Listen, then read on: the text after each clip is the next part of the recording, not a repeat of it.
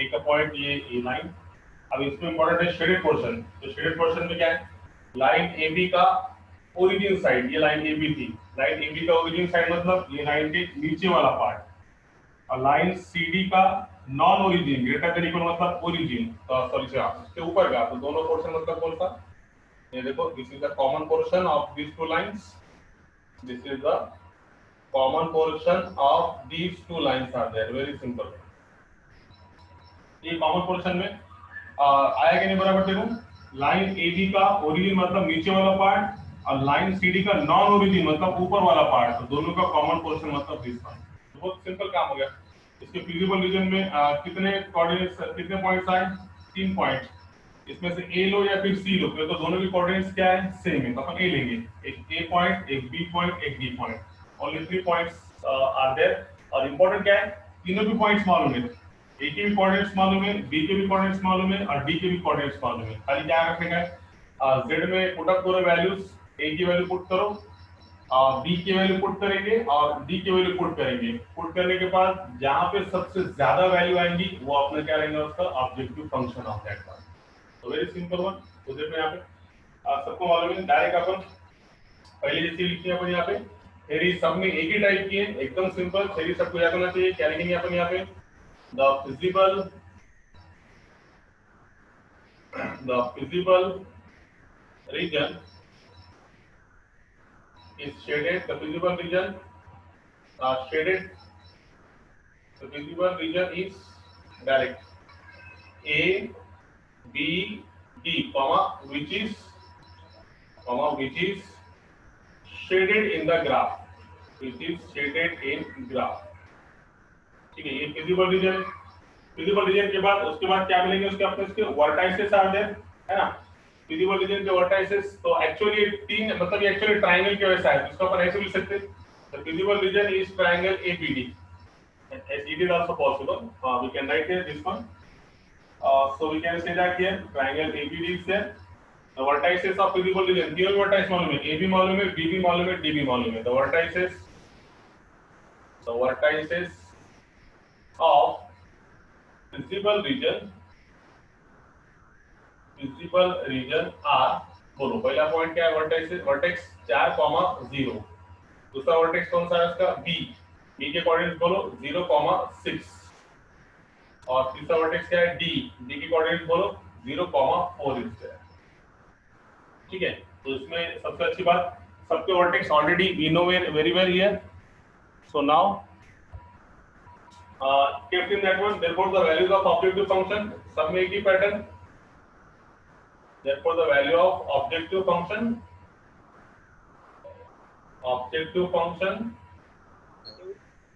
z is equal to 4x plus 6y at these vertices are, प्रकृति vertex पे, तो पहला वर्टेक्स क्या है, एट a of 4,0, तो z of a is equal to क्या मिलेगा, रखो यहाँ पे 4 into 4 plus 6 into 0, 4 चौक 16। दूसरा at b of 0,6 is there, z of b 4 into 0 plus 6 into 6, that is equal to 36, at d of 0,4, z of b 4 into 0 6 into 4, that is equal to 24। तो सबसे ज्यादा maximum value कहां पे, 36, कौन से point पे, eight B पे। Last line क्या लिखेंगे, therefore z has maximum value at point, which point, at point B, and that is to be 36 is there. This is the answer. If you write this one, you got 4 marks in your examination. एकदम simple आया समझ में। सबसे पहले table, उसके बाद graph में feasible region देखो सब में ये थ्योरी सेम है। The feasible region is this one, is shaded in the graph. तो वर्टाइसेस ऑफ फिजिबल रीजन, यहाँ पे इतना लग चले अपने कि तीनों वर्टाइसेस मालूम है, कभी कभी एक वर्टेक्स मालूम नहीं रहा तो वो वर्टेक्स को नीचे सॉल्व करेंगे, फिर वो चारों वर्टेक्स मालूम है तुम्हारे पास, 4 5 जो मिलेंगे ये क्या रखेंगे, ऑब्जेक्टिव फंक्शन में रखेंगे, और ऑब्जेक्टिव फंक्शन में सबसे ज्यादा वैल्यू जहाँ आएंगी वो अपना क्या रहेगा, मैक्सिमम फंक्शन और maximum value of that function. Very simple one. Total questions I think there are, how many questions are there, there are 8 question is there. तो 8 में से दो तो करिए सॉल्व, अब तीसरा क्वेश्चन करेंगे अपन, मैक्सिमाइज करेंगे, तीसरा भी मैक्सिमाइज है, चौथा भी मैक्सिमाइज है, पांचवा भी मैक्सिमाइज है, छठा मिनिमाइज है। तो आई थिंक अपन जरा मिनिमाइज का एक क्वेश्चन लेंगे, है ना।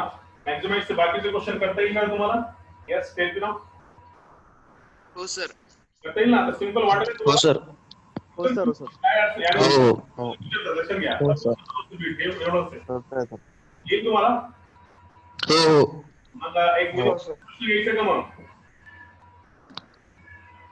हॅलो येतो सर, येतो सर, क्वेश्चन नंबर 3 4 5 त्यानंतर 6 म्हणजे 5 म्हणजे अजून 3 क्वेश्चन मॅक्सिमाइज वर आहे, 6वा क्वेश्चन मिनिमाइज वर आहे, तर मी आता एक क्वेश्चन मिनिमाइज वर एक घेतो, चालेल का?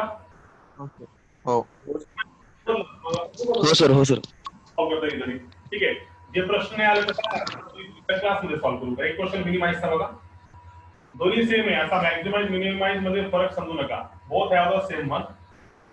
मॅक्सिमम मध्ये ज्या पॉइंटला मैक्सिमम वैल्यू आ रही ये मैक्सिमम असेल, और इसका मिनिमम वैल्यू मतलब कहाँ पे, सबसे कम वैल्यू कहाँ पे 16, तो मिनिमम वैल्यू कितनी होगी इसकी 16 इज देयर, बस इतना ही फर्क है, maximum minimum there is not lots of difference in that one, जहाँ सबसे ज्यादा वैल्यू वहाँ पे मैक्सिमम वैल्यू मिलेगी और जहाँ सबसे कम वैल्यू वहाँ पे मिनिमम वैल्यू मिलेगी, इतना ही डिफरेंस है, बाकी सब सेम है।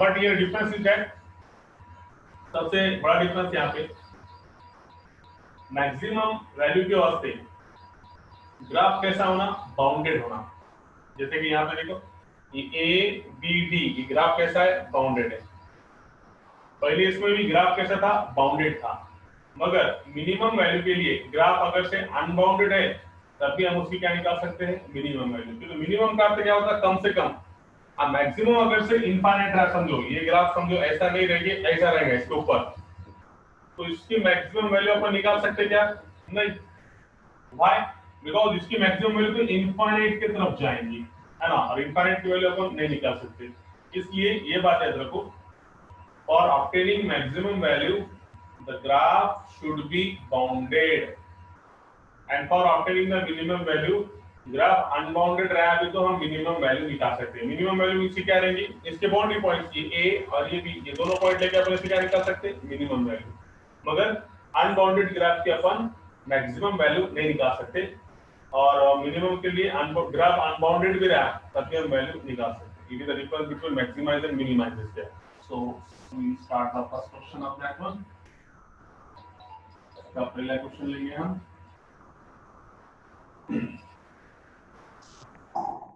क्वेश्चन ये थ्योरी तो सब में सेम है, ये थ्योरी क्वेश्चन अपन कैसे रखेंगे इसको,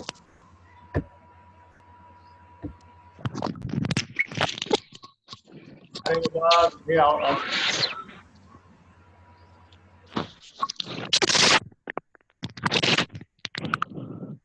ऑडिओ कोणाच चालू आहे,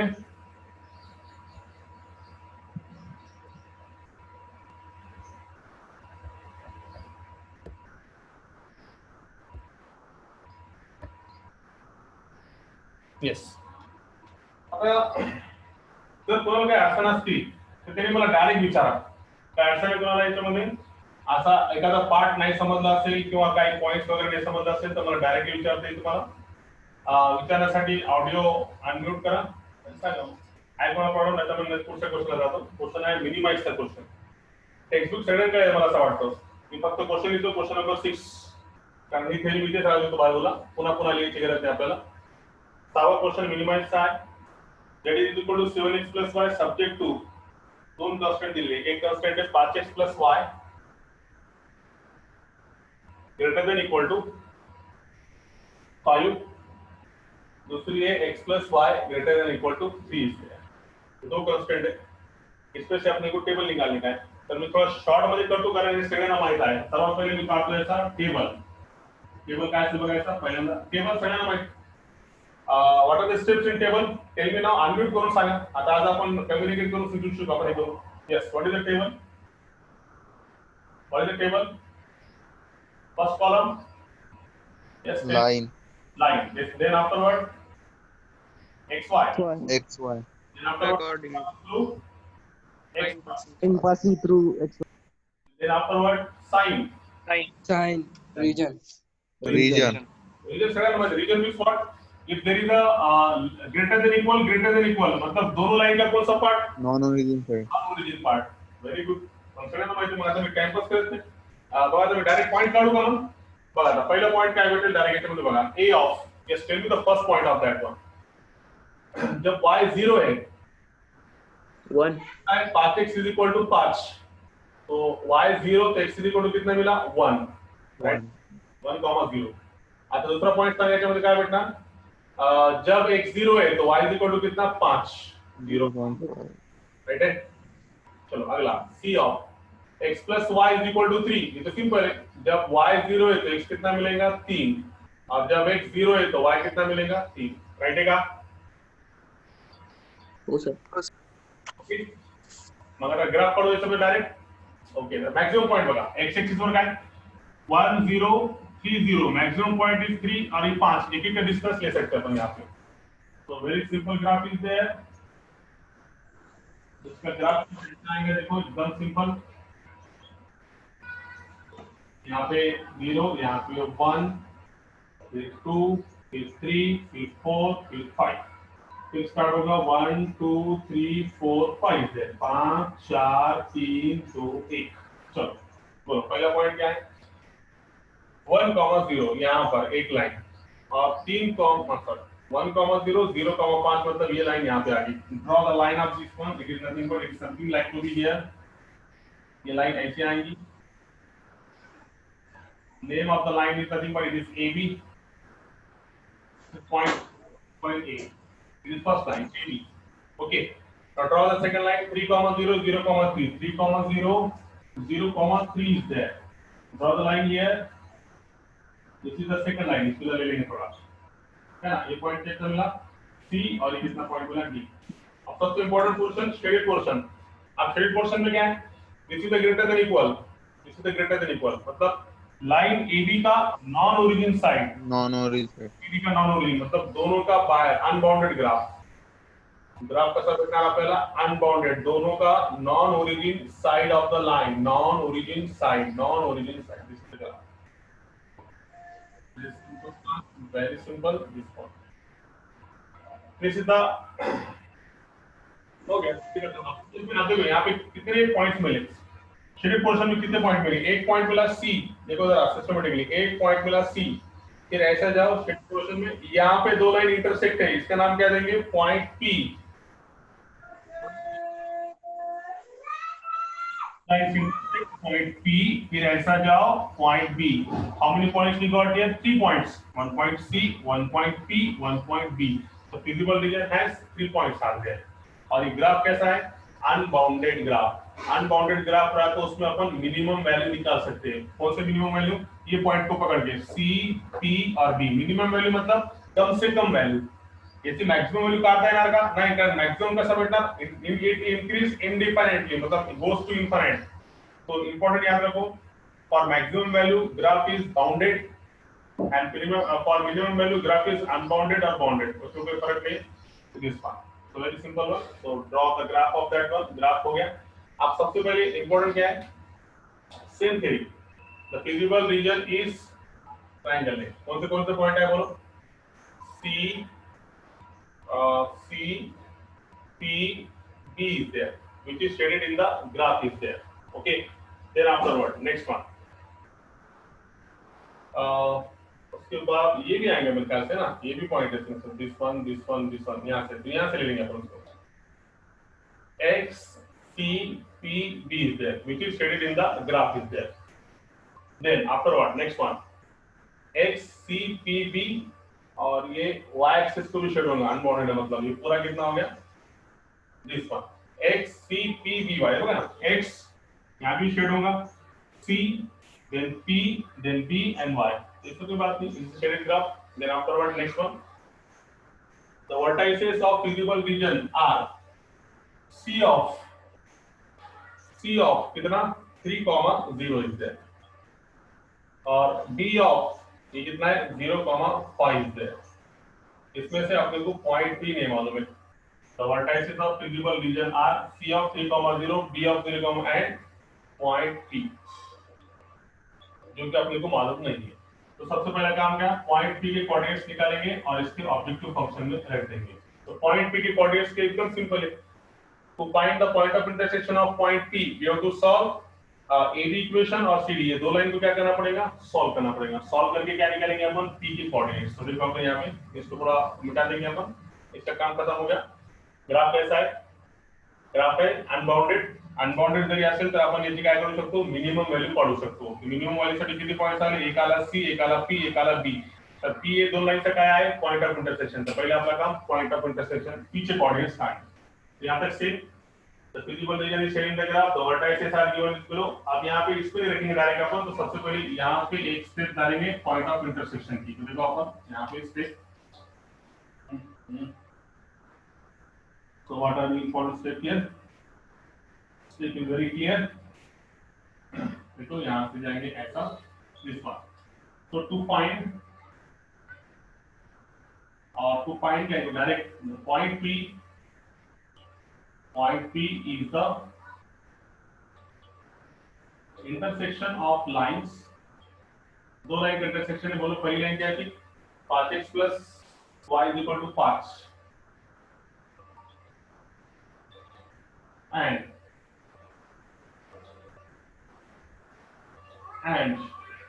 दूसरी लाइन क्या थी, x plus y is equal to 3. इसको सॉल्व करो. दोनों लाइन को सॉल्व करने के बाद पॉइंट ऑफ क्या है देखो, 5x plus y is equal to 5, x plus y is equal to 3. Solve दें. ये माइनस ये कैंसिल हो गया. 4x is equal to 5 में से 3 गया 2. तो x is equal to कितना है, 1/2. Put the value of x in equation that one.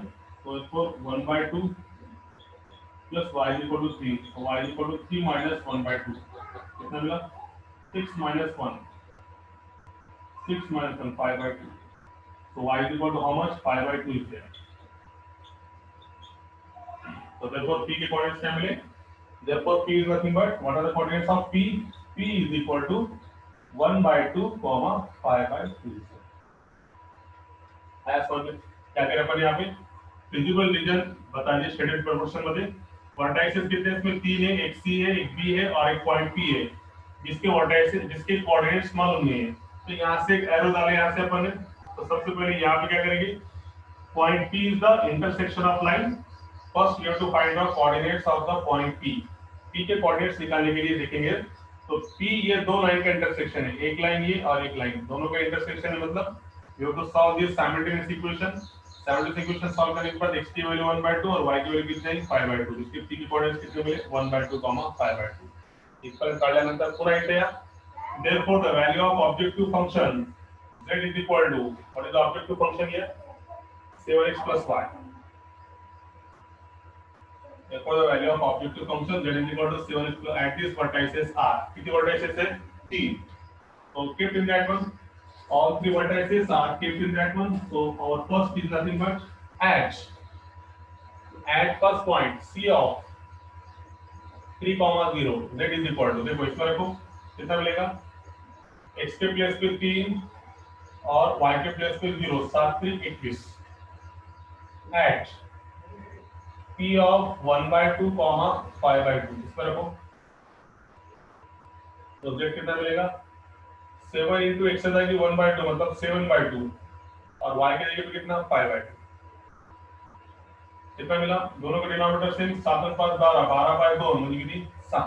बरोबर है, y is equal to 6. And last point at B of 0, 5 is there. So z is equal to 7 into 0, 5 into 5 म्हणजे किती, 25. तो सबसे minimum value कहाँ पे आई, at point, this point, y is equal to at point P. तो ये लिखेंगे last line. Therefore z has minimum value